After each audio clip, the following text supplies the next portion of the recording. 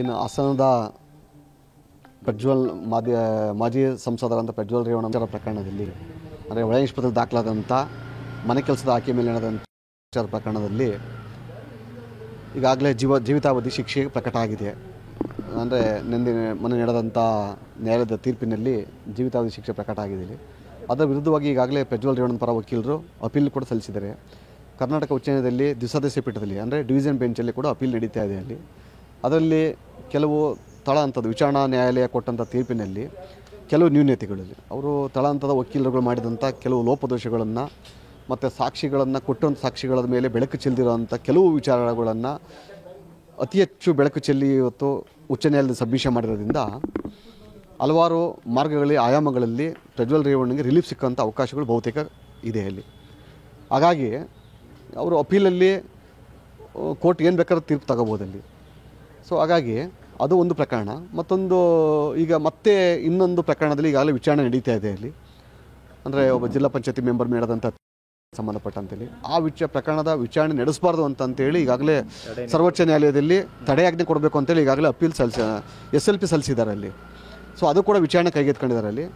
ಕೆಲವೇ ದಿವಸಗಳಲ್ಲಿ ಅದು ಕೂಡ ವಿಚಾರಣೆ ಸುಪ್ರೀಂ ಕೋರ್ಟ್ ಮುಂದೆ ಬರ್ತದೆ. ಇಲ್ಲ ಹೈಕೋರ್ಟಲ್ಲಿ ಕೂಡ ಇವತ್ತು ವಿಚಾರಣೆ ನಡೀತಿದೆ ಇಲ್ಲಿ. ಬೈ ಚಾನ್ಸ್ ಏನಾದ್ರು ಕರ್ನಾಟಕ ಉಚ್ಚ ನ್ಯಾಯಾಲಯ ಅವರ ಮೇಲ್ಮನವಿಯನ್ನು ಪುರಸ್ಕಾರ ಮಾಡಿ ಅಲ್ಲಿ ಕೊಟ್ಟಿರುವಂಥದ್ದು ಜಡ್ಜ್ಮೆಂಟನ್ನು ಸಸ್ಪೆಂಡ್ ಮಾಡಿ ಅಲ್ಲಿ ಅವ್ರಿಗೆ ಬೇಲ್ ಕೊಟ್ಟು ಅಂತಂದರೆ ಇದರಲ್ಲಿ ರಿಲೀಫ್ ಆಗ್ತಾನೆ ಪ್ರಜ್ವಲ್ ರೇವಣ್ಣ. ಮತ್ತು ಸುಪ್ರೀಂ ಕೋರ್ಟ್ ಇರೋಂಥ ಪ್ರಕರಣದಲ್ಲಿ ಇಲ್ಲಿ ಟ್ರಯಲ್ಗೆ ತಡೆಯಾಜ್ಞೆ ಸಿಕ್ತು ಅಂತ ಅಂದರೆ ಆತ ಹೊರಗೆ ಬರೋದಲ್ಲಿ ಆಶ್ಚರ್ಯ ಏನಿಲ್ಲ ಅನ್ನೋದು ನಮ್ಮೆಲ್ಲರ ಒಂದು ಒಪಿನಿಯನ್ ಇದೆ ಅಷ್ಟೇ. ಇದು ಈ ಕನ್ವಿಕ್ಷನ್ ಕೇಸಲ್ಲಿ ಹೇಗೆ ಅವ್ರಿಗೆ ರಿಲೀಫ್ ಸಿಗ್ಬೋದು ಅಂತ ನೀವು ಸರ್ ಅದನ್ನು ನಾವು ಪಾಯಿಂಟನ್ನು ಫೈಂಡ್ ಔಟ್ ಮಾಡೋಂಗಿಲ್ಲ. ಅದು ನ್ಯಾಯಾಂಗ ನಿಂದನೆ ಆಗ್ತದೆ ಅಲ್ಲಿ.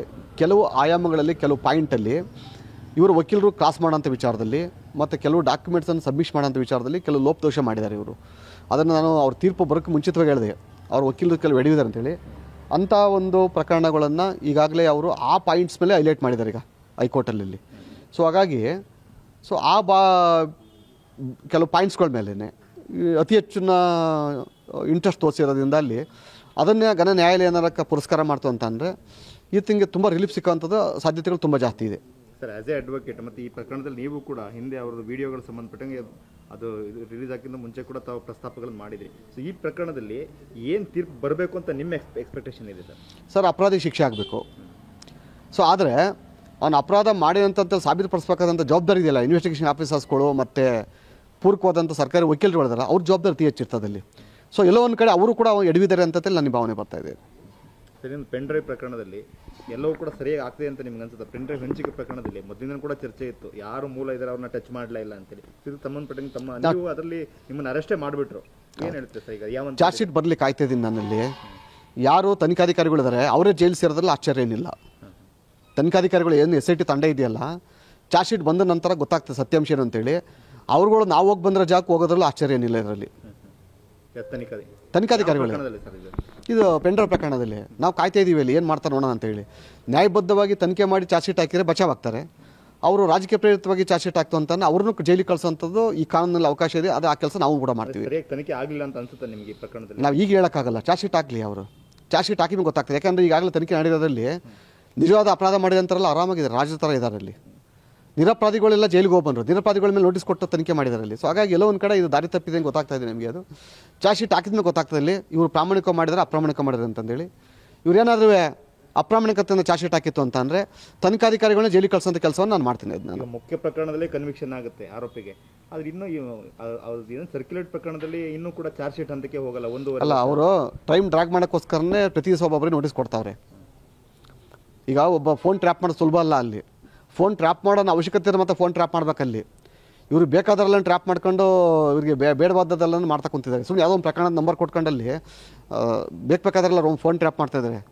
ನಾವು ಭಾರತೀಯ ಜನತಾ ಪಕ್ಷದ ಉನ್ನತ ಜವಾಬ್ದಾರಿ ಅಂತ ಎಲ್ಲರಿಗೂ ಕೂಡ ನೋಟಿಸ್ ಕೊಟ್ಟಿದ್ದಾರೆ ಇವರಲ್ಲಿ. ಆದರೆ ಕಾಂಗ್ರೆಸ್ನಿಂದ ಯಾರಿಗೂ ಕೊಡಲಿಲ್ಲ ಇವರಲ್ಲಿ. ಉಪಮುಖ್ಯಮಂತ್ರಿಗೆ ಕೊಟ್ಟಿಲ್ಲ, ರಾಜ್ಯಸಭೆ ಮೆಂಬರಿಗೆ ಕೊಟ್ಟಿಲ್ಲ, ಅಲ್ಲಿ ಸಚಿವರಿಗೆ ಕೊಟ್ಟಿರೋ ಕೆಲವರಿಗೆ ಅದೆಲ್ಲ ನಾವು ಕಾಯ್ತಾ ಇದ್ದೀವಿ. ನಾವಲ್ಲಿ ಚಾರ್ಜ್ ಶೀಟ್ ಏನಾಗ್ತಾರೆ ನೋಡ್ಕೊಂಡಲ್ಲಿ ಮುಂದಿನ ದಿವಸಗಳಲ್ಲಿ ಏನು ಮಾಡ್ಬೇಕಂತ ಮಾಡ್ತೀವಿ. ವಂಚಿಕೆ ಪ್ರಕರಣದಲ್ಲಿ ಉಪಮುಖ್ಯಮಂತ್ರಿಗಳಿಗೆ ನೋಟಿಸ್ ಕೊಡಬೇಕು ಅಂತ ಹೇಳ್ತಾರೆ. ಖಂಡಿತ ಕೊಡಬೇಕಾಗಿತ್ತು. ನಾನು 1000 ಸಲ ಹೇಳಿದ್ದೀನಿ ಅದು. ನಾನಲ್ಲಿ DK ಶಿವಕುಮಾರ್ ಅವ್ರದ್ದು ಯಾಕೆ ಕೊಟ್ಟಿಲ್ಲ? ಅವ್ರಿಗೆ ತನಿಖೆ ಮಾಡಬೇಕಲ್ಲ. ಒಬ್ಬ ವ್ಯಕ್ತಿ ಹೆಸರು ಬಂದಾಗ ಅಲ್ಲಿ ಆ ವ್ಯಕ್ತಿ ಬಗ್ಗೆ ನೋಟಿಸ್ ಕೊಟ್ಟು ವಿಚಾರಣೆ ಮಾಡಲೇಬೇಕಲ್ವ? ಅದು ನೋಡೋಣ ಸರ್ಕಾರ ಎಲ್ಲಿ ಬರ್ತದೆ. ಸರ್ಕಾರ ದೊಡ್ಡದಲ್ಲ, ಕಾನೂನಿಂದ ಸರ್ಕಾರ ಏನು ದೊಡ್ಡದಲ್ಲ. ನ್ಯಾಯಾಲಯ ಅತಿ ಪ್ರಮುಖ ಪಾತ್ರ ಅಲ್ಲಿ. ನ್ಯಾಯಾಲಯ ಏನು ತೀರ್ಪು ತಗೋತಾರೆ ನೋಡೋಣ, ಇವ್ರು ಏನು ಚಾರ್ಜ್ ಶೀಟ್ ಆಗ್ತಾರೆ ನೋಡ್ಕೊಳ್ಳಿ. ಮುಂದಿನ ದಿವಸಗಳು ಏನು ಮುಂದೆ ಹೋರಾಟ ಮಾಡ್ಬೇಕಂತ ಮಾಡ್ತೀವಿ ನಾವು. ನೀವು ಕಾನೂನು ಹೋರಾಟಕ್ಕೆ ನೀವು ಕೂಡ ಸಜ್ಜಾಗ್ತೀವಿ. ನಾನು ಹಿಂದೆ ಹೋಗೇ ಅಲ್ವಲ್ಲ, ನಾನು ಅಲ್ಲಿ ಹಿಂದೆ ಹೋಗೋ ಪ್ರಶ್ನೆನೇ ಇಲ್ಲ. ನಾನಲ್ಲಿ CBI ಅದಿದೆ ನಮಗೆ. SIT ಏನು ತಪ್ಪು ಮಾಡಿದ್ರೆ ಗೊತ್ತಾಗ್ತದಲ್ಲ, ನಾವು ನ್ಯಾಯಾಲಯ ಮುಂದೆ ಹೋಗ್ತೀವಿ ನಾವಲ್ಲಿ. ಈ ಪ್ರಕರಣ CBIಗೆ ಹ್ಯಾಂಡ್ ಓವರ್ ಕೊಡಿ ಅಂತ ಕೇಳಿದ್ರೆ CBI ಹ್ಯಾಂಡ್ ಓವರಿಗೆ ಕೊಟ್ಟರೆ ಇವರೆಲ್ಲ ಜೈಲು ಸೇರ್ತಾರೆ.